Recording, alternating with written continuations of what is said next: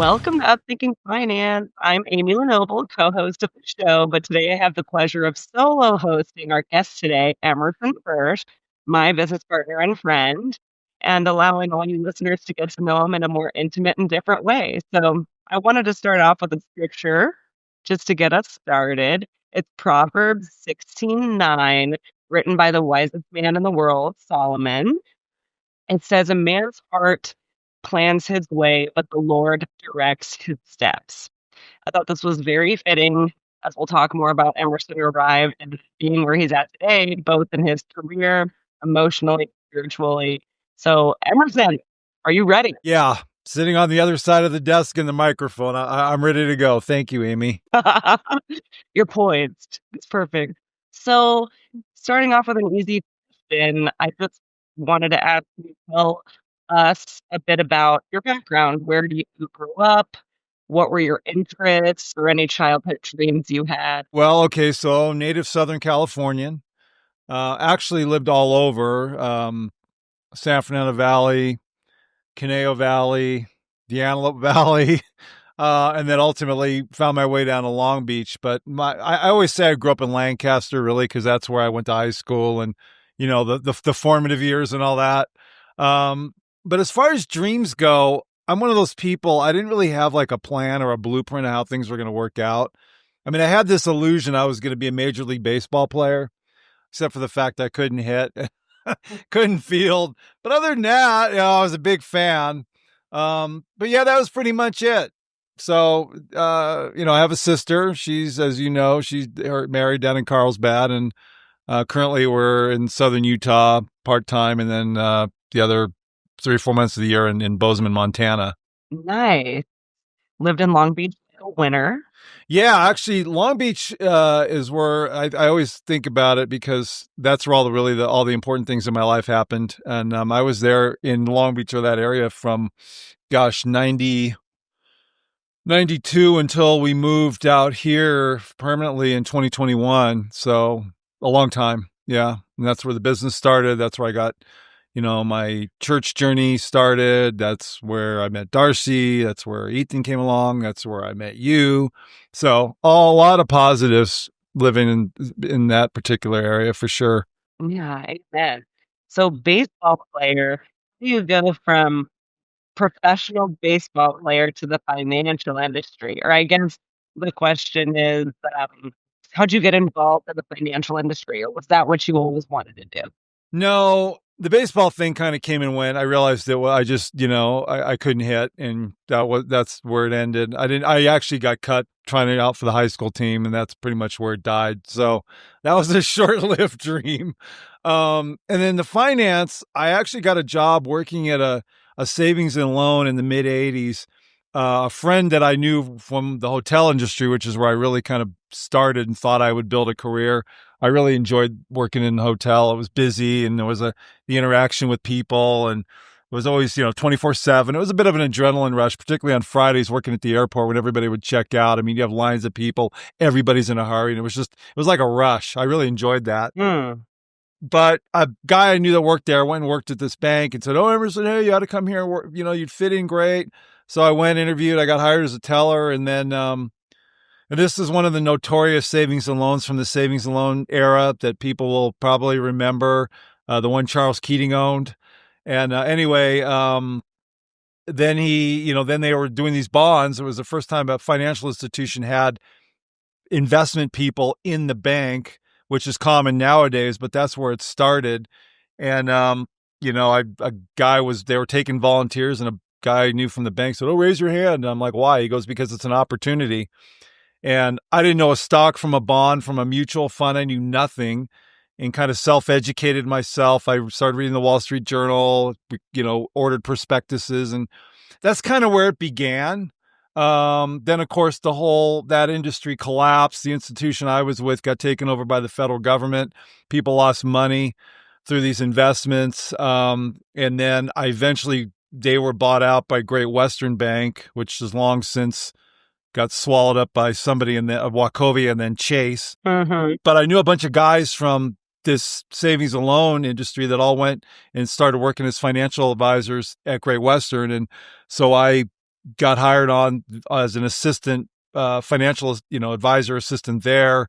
And that was in Long Beach in 92. And then I got my own office in 93. And then, yeah, it was something I was always interested in. My dad always told me when I was little, he goes, Emerson, you always like money. And, yeah. And so, so that was kind of like, I guess, just a thing.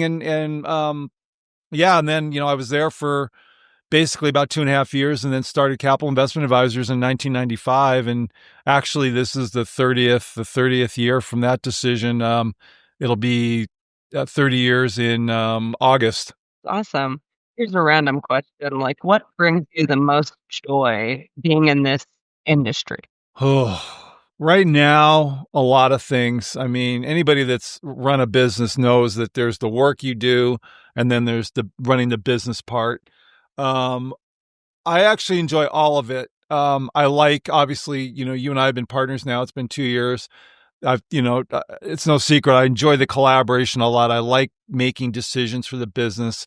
I like that aspect of it a lot. I really enjoy talking about it, how we can be better, decisions on platforms, software, products, all that stuff. I really enjoy. But I think it's the clients. I think the people we work with.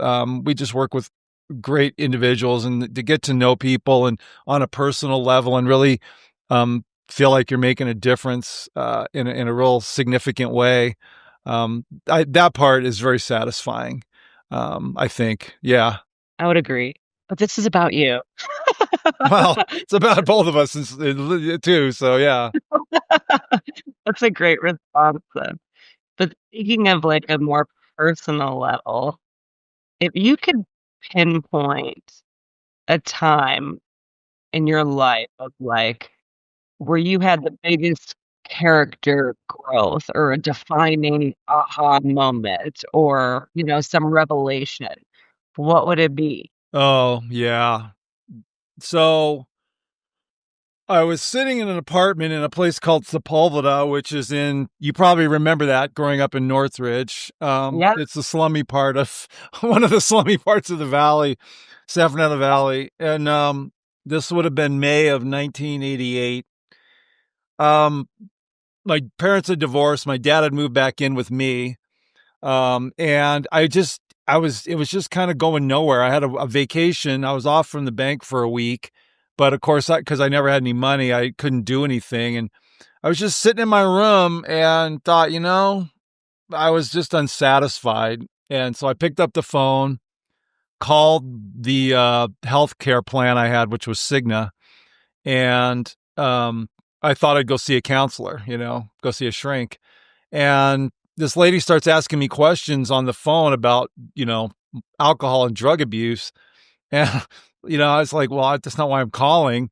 But I made a couple of flippant remarks about it. And then she starts asking me the 20 questions, which is this John Hopkins thing. Do you hang out with lower companions? Do you miss work? Do you drink alone? Do you hide your drink? Blah, blah, blah. And 3 of them means you're an alcoholic. And I answered yes to 16 of them. And that was the moment of clarity, they call it in AA, where if 3 or 4 or 5 answers I could have rationalized off, but 16, that was like a wake up call. And so I went in, met with this intake counselor, and yeah, you got a problem, confirmed. And then 2 nights later, it was a Thursday night, and I'm sitting in a parking lot in Granada Hills at this church at this AA meeting that starts at 7:30 called There Is a Solution. And I remember thinking, my God, what am I doing here? And it was like the moment, it was a decision. And so I walked in, and this guy, Doug, with this raspy voice, because he lost his vocal cords from drinking too much, welcome to Alcoholics Anonymous, shook my hand. I went in and sat down, and there was a candlelight meeting, and this person started sharing. And Mhm. I knew I was home. I just knew it. And that was the beginning. That was the beginning of a transformation in a life. I kind of liken it to the stock market, because sure, life has its ups and downs, as you know, but that's the beginning of the bull market in my life, to tie it to finance. Because That's um, so good. yeah, and I stayed, and so I was 24 years old, which is in and of itself, is pretty young for that. Um, and then I just got surrounded by some really good people, men and women along the way, some sponsors that weren't afraid to tell me some pretty hard truths. And I started growing up, and I've developed a relationship with God. And that was the beginning. That was the kernel. You read that scripture about, the willingness, just the willingness or the faith of a seed or however it goes. I know you're better at that than me, but that was where it started. And that's where I started to become who I was meant to be. Started to value things like integrity, honesty, you know, just think, a lot of character virtues that I just didn't, when I was up until that point, hadn't really, I was all about what I wanted and what's best for me. And this was a shift. It was a dramatic shift. That's so good. Thank you for your honesty and your vulnerability, because my how that seed has grown. So, I'm glad to and hear you say that. it's true. You're saying it started. I just like what you said. It started from a moment of unsatisfaction. You could have chosen to do a million things with that. But you chose to get help. Then you chose to believe what the help said and then go do something about it. You chose to stay. I mean, that's a series of good choices, and you're a successful dude. That's hopeful because, and I can tell you as your friend and business partner, like looking at you, looking at someone like you, that dissatisfaction or periods of mm, crazy party alcoholism, it doesn't show. So that's a compliment. Thank you. I think about, we're human and God forgives, we remember. And, but it's almost like, it just is not even a part of my life anymore, and it's almost hard to believe that was me at one point. But I remember, and you're right about choice. Walking into that meeting, I could, that was a choice, but I'll just never forget the feeling I felt. I mean, it was a connection. It was like I got reconnected to the human race. And being around people that were just so honest and, like you said, vulnerable and speaking about their own experiences and laughing about stuff that most people would think is pretty tragic, but it was all part of the recovery. It was just accepting all of the garbage from the past, and then the steps, not to get into the whole AA talk, but those 12 steps. I mean, it's all repentance and redemption. That's that whole process, and owning your mistakes and going back to people you harmed. And, it was, for me, it was great. It was just a process that really just got me, clean, I guess, in a lot of ways, and clear. And it's been helpful, and obviously in the work. It's been really helpful in business. And you know what? That was my next question. Not, it doesn't have to pertain to work, but I am curious on how your experience with AA, and it doesn't have to be their steps. It could be, the experience of a collaborative discussion with individuals who have a similar experience or anything you have to say. How has your, experience with AA kind of shaped you as a person, or how does it help you in your life today? Well, gosh, that's a long that's a long answer. I'll try and, you know, I guess first things first is you get in and you realize you're in the person that's getting sober has always got their back against if I don't move ahead, I risk the relapse. And that's a real fear when you're getting physically away from that kind of a lifestyle, the drinking and the drug use. That's the motivator.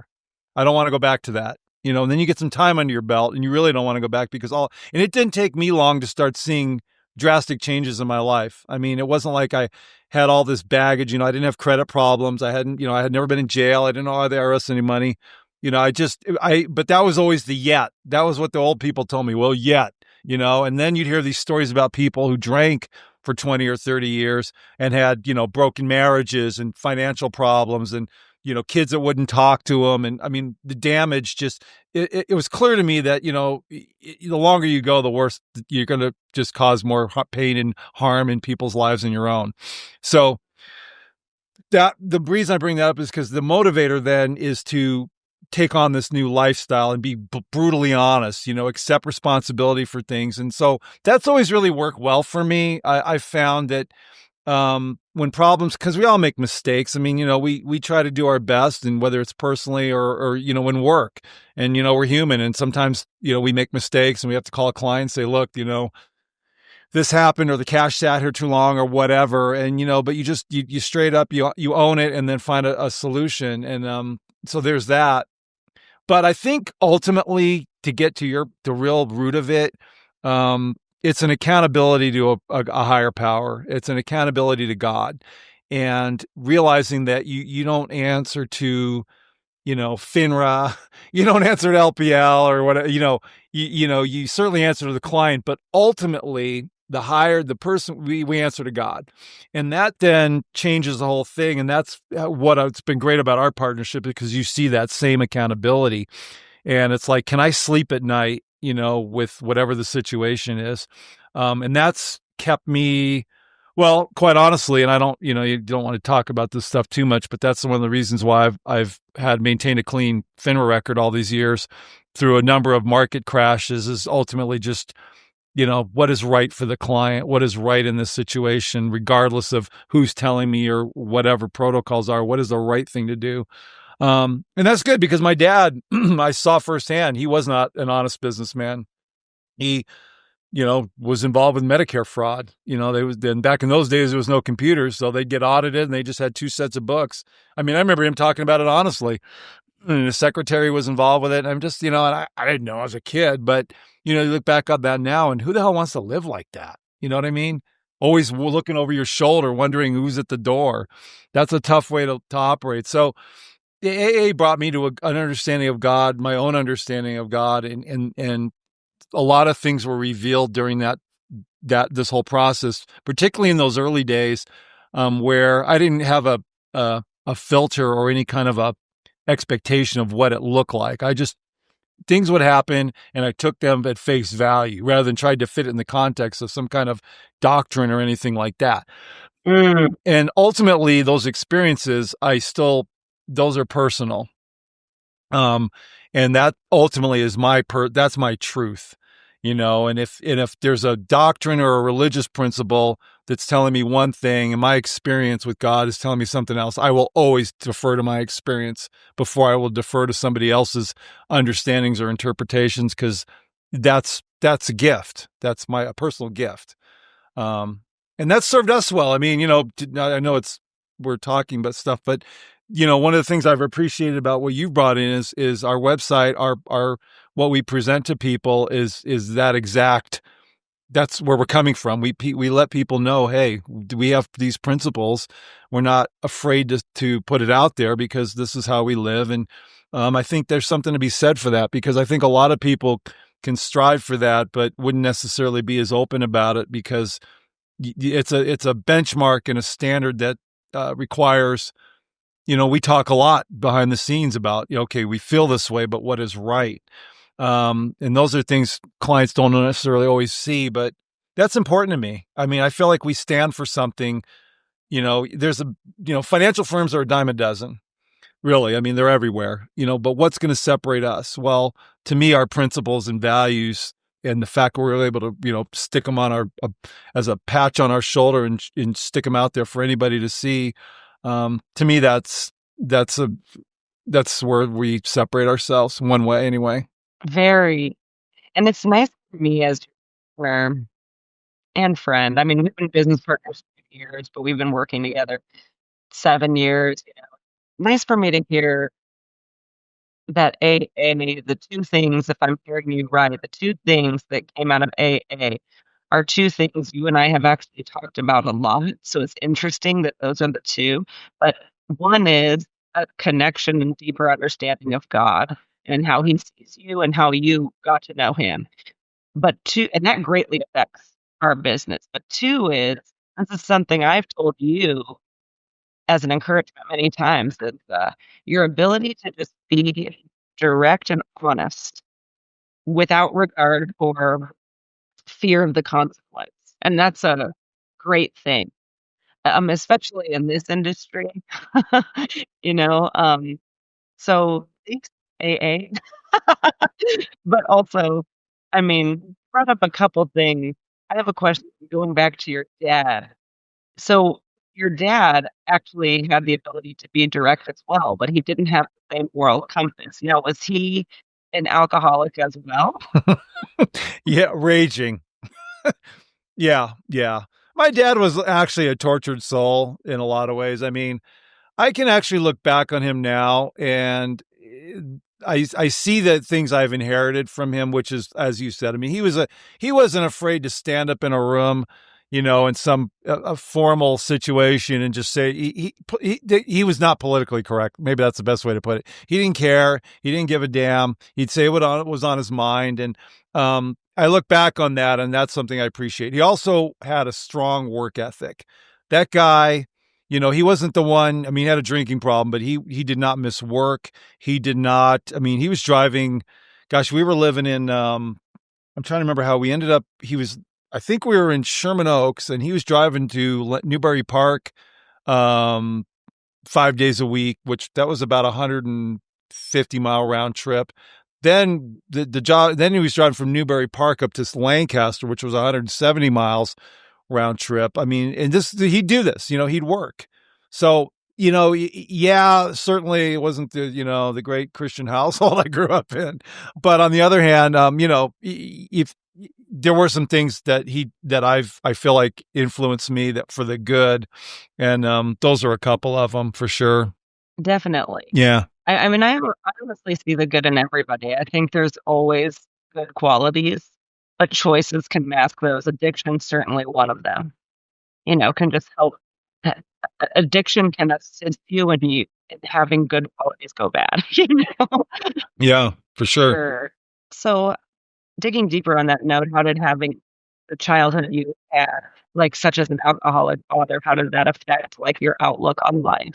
Or does it still affect you today? No, I mean, it kind of gets to what's the family, there's a lot of things you just don't want to repeat and you don't want to bring up. I mean, my son, I've told you this before, but the household my son's grown up in, I mean, but when he came to birth, I was about 15 years sober at the time already. And that's pretty solid at that point. And, once you get to about 10 years, they call you an old timer. So theoretically, if you're on a path of growth and really working the program, there should be some change in your life. And I certainly experienced that. So, him not having to grow up in a household like that with that kind of drama. I mean, it's not like everything's perfect, but, I never knew which parents I was coming home to, the one that was going to be giving me money and was happy, or the one that was going to have me up on my neck against the wall. My son, Ethan, hasn't been exposed to any of that. He hasn't had to grow up with that kind of uncertainty. And so I see the kind of person he is, and he's been able to grow into his own self, and he has a very strong sense of self. It took me a long, long Yes, time, and I'm still working on it. It's in some ways, as you know, but to get there, he doesn't have that. He's very sure who he is. He discerns people very clearly, very quickly. And so those are things that you know, I had to develop. So those things, having prayer in the house, um, just, yeah, I mean, it's more about how the person you don't want to be, really. I mean, sure, there's good qualities, but, family is where it all really, your best and your worst get exposed. And so that's the place, where you really want to be, that's the lab really for the work. That's, cause you don't get to, you know, go home after the day from work and, the people you work with, they're not there around you all the time. So they don't see your, weaker, darker moments. But the family, you're there. And so, anyhow, I know I'm kind of rambling, but yeah, it's more about how building the home and the life that I want. And, my sister and I have actually both been pretty successful at that in spite of, the circumstances. And there's always people that have it worse. So, but we both done well to kind of separate ourselves from that and not identify with, because that's another thing. A lot of times people will allow themselves to identify with their trauma, or well, I'm, like, you don't get out of it. At some point, it's not who you are. It's just what happened, and you move on. And anyway. Definitely. Yeah. Well, so you reminded me of something, but so what I'm hearing is it affected you in a good way. It was a lesson of what not to do, and strived, for the opposite, and it's been fruitful in your family. Obviously, materially, you're married with a child, but Ethan, the proof is in the pudding, he's a great person. But you said something else that because of that upbringing, it's harder for you to discern people's intentions. Whereas Ethan, it's very quick. Thank you for that honesty. That's a real thing. Um, no one had me up by my neck against a wall, so I can understand that. You reminded me of there's I don't know if it's a meme, and you may have heard it, but there are twin boys. They had an alcoholic father. One boy became an alcoholic, and one boy never touched it. And then when they were met, and they both have their lives, they were asked the same question: "Why do you drink?" He said, "Well, because my dad's an alcoholic." And to the other twin, they said, "Why don't you drink?" And he said, "Because my dad's an alcoholic." Mm. And so it highlights the two. You have a choice. There's two options. Like this is real life. We're related. It's in my DNA. Or you're an example of great things, but also in this way, something I just don't want to be. You know, and to choose against it. So you reminded me of that, but it seems like you're very good at making good choices. Maybe we should give you that encouragement for sure. Thank you. Yeah, yeah. You know what? I'll own that, because the truth is like you said, we're not just we get to choose. We all get a choice, and they in AA they say the first drink you have a choice over. After that, if you really have a problem, you don't. So, Mm, and then again, it's what life do you want to have? And I was fortunate. I mean, not to go on and on with these stories, but I was around a lot of older people, particularly at that meeting up in the valley, that just basically laid it out and said that this is what's going to happen, and I believed them. I mean, I just you hear enough horror stories and see the pain and stuff that people, that had a lot of time under their belt were still carrying around just because they'd hurt people. That, I'm fortunate, and I just actually celebrated 37 years, as I mentioned to you, last week. And for a guy that's in his early 60s, that's a lot of time. Yeah, absolutely. and I'm grateful for it. Yeah.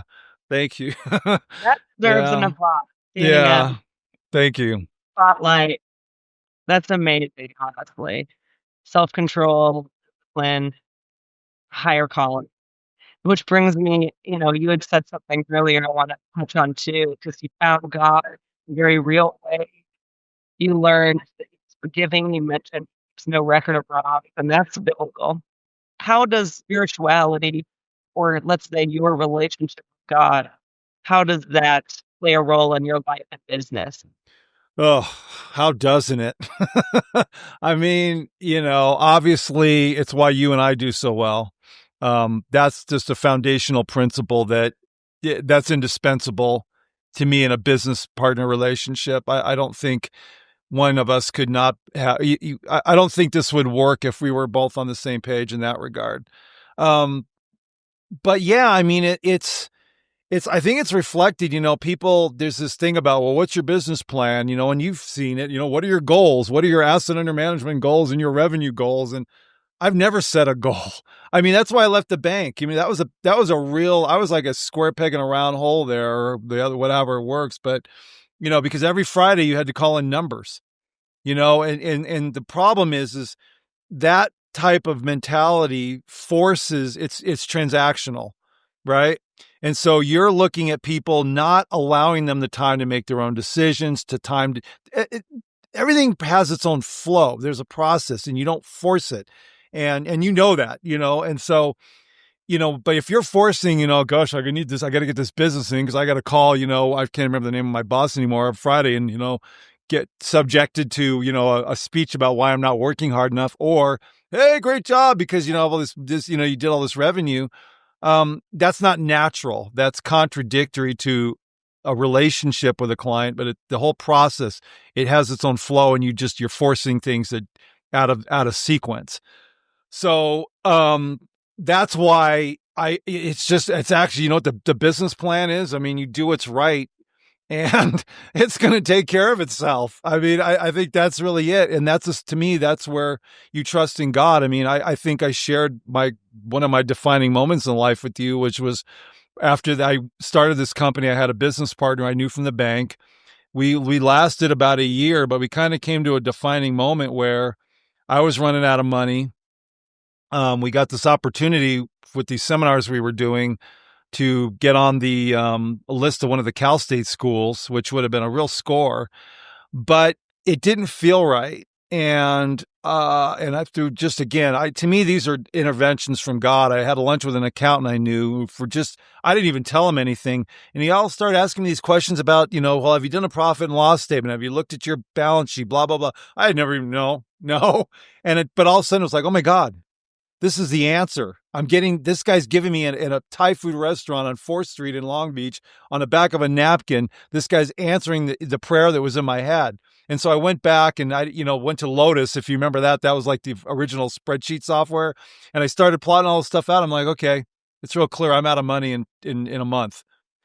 And I went and talked to the guy I was working with, and he was like, no, you got to have faith. You got to have faith. And I remember thinking, man, God gave me a brain to use. That was the thought. And so we parted ways. It was really difficult because we had office space, bills. We were pretty enmeshed, and it wasn't like an angry break, but in a situation like that, it's just, it's not nice. It's kind of icky.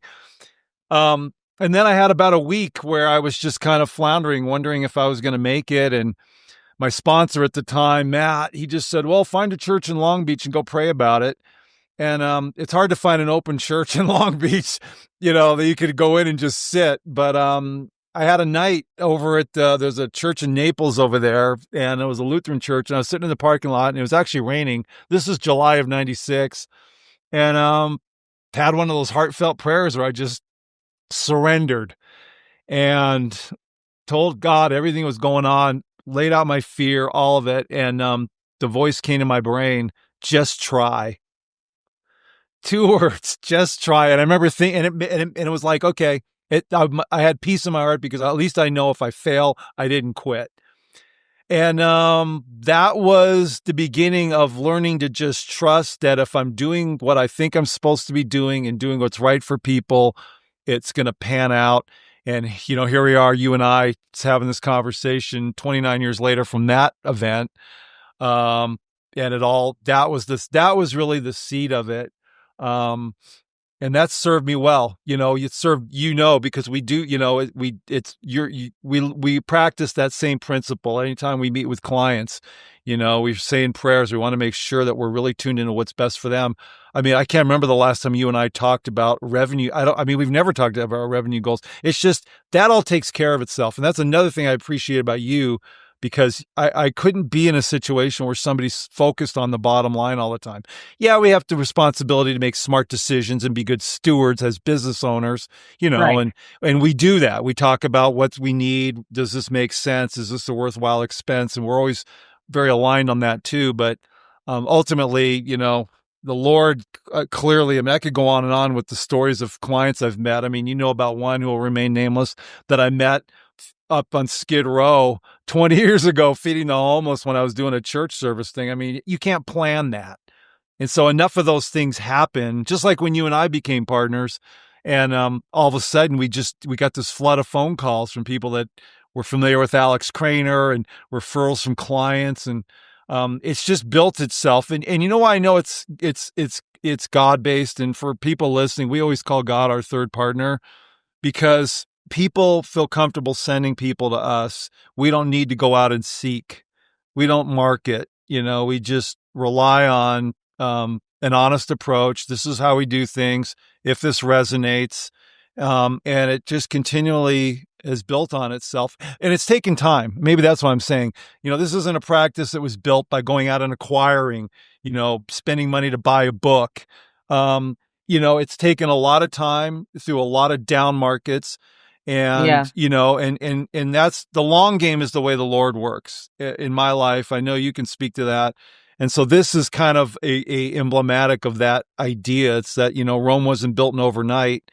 And, and again, that the person that's in this for a quick buck, those people come and go all the time. I mean, I remember right during the .com, that was the big joke. All these people that flooded into the market during the tech boom to become financial advisors and make a quick dollar, throwing your money literally in anything because everything was going up. It didn't matter. When the market crash came, those people all, they were gone. And, I was still here, and same thing with 0809, and, here we are today. So, um, that night in that parking lot in Long Beach, really, that's been kind of the foundational piece for me to not worry about those results. They take care of themselves. I just got to suit up and show up every day and, again, do what's right to the best of my ability. And obviously you stepped right into that lockstep with me, and it's been perfect. It really has. Amen. That's a good word, the long game. And I like what you're saying. Basically, it's seek first the kingdom of God, and the rest will be added. Yeah. Because I agree, we've never sat down and talked about a quota on a product or on an amount of money or revenue or a number of prospects to become clients. We haven't done that. We've sat down and discussed how to nourish existing things, how to better things that are already in place. And then the rest really were added. They were. And that's not a dream. That's the truth. That's the truth of that. That's a true thing that happened that that came to us that we did not seek out. And I'm appreciative of that. I love those people, by the way. And also, thank you, Doc. And you're right. I mean, sitting down and talking about revenue, we've discussed this before, even at some client events, like the money is the end. No, it's a means to an end.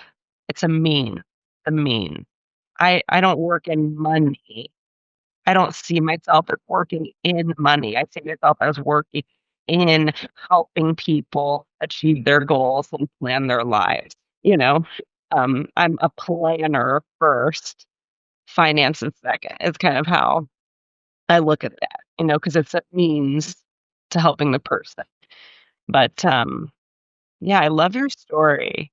I feel like I know you very well, but I've gotten to know you better. You've overcome so much in life, and I really believe there's only good things ahead for you. I really believe that. I've told you that before, but I believe that, and it's worth saying again. So thank you for your testimony and for shedding more light into who you are. Thank you. So yeah, any final thoughts that you have before we end? Just real quick. Yeah, as I mentioned before, and I know you would agree, we work with awesome people. We certainly don't profess to be the smartest people in this industry. We do offer some things that are pretty nuanced and unique, including our approach.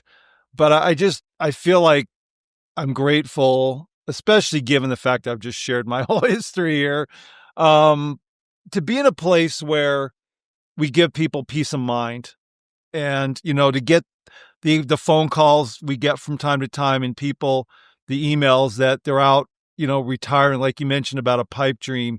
We sit, we plan, and all of a sudden that day comes where a client's making the decision to stop working, and all of a sudden all this saving and all this money and all those meetings we've been having year after year to tweak, to adjust, to prepare, well, now it's time, and it's real.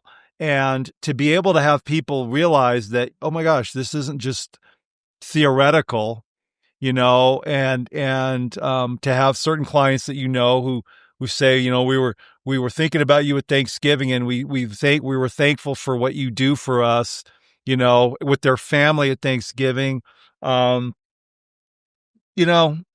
pretty special. So it's been a good life and a career that started with me raising my hand in a bank back in 1986. And it obviously, I'll just add that these last 2 years, particularly, Amy, with you as my partner, have really been the best. It's been the highlight of all this journey, and I think it's just an appropriate sign from God of one more blessing for me, obviously, to have a person that I can finally work with as a partner and collaborate with that I completely trust. That's a gift, because I'll tell you another thing. I've known a lot of people in this industry, over the years, and been involved with them on a contractual basis in some cases and other agreements. And, at the end of the day, you're the only person that's consistently just shown an appreciation for what we have, a love for the clients, but a desire to help me as a partner continue that standard and make it better. And so, to me, that's the part of this is so enjoyable, is we actually make each other better. These things we stand for matter. They're not just something to put on a website. And I like being better. At 61 years old, to be able to continue to grow and improve as a person, that's a real gift. So that's my final thought. Wow. To hear that these last 2 years in your history are the best, that's just like warms my heart. I'm on a high after that. Well, thank you for being vulnerable to be a guest on your show of Thinking Finance. Thanks for letting me probe you. And thank you to all the listeners for listening. And thank you for being on Upthinking Finance. Thanks, Amy.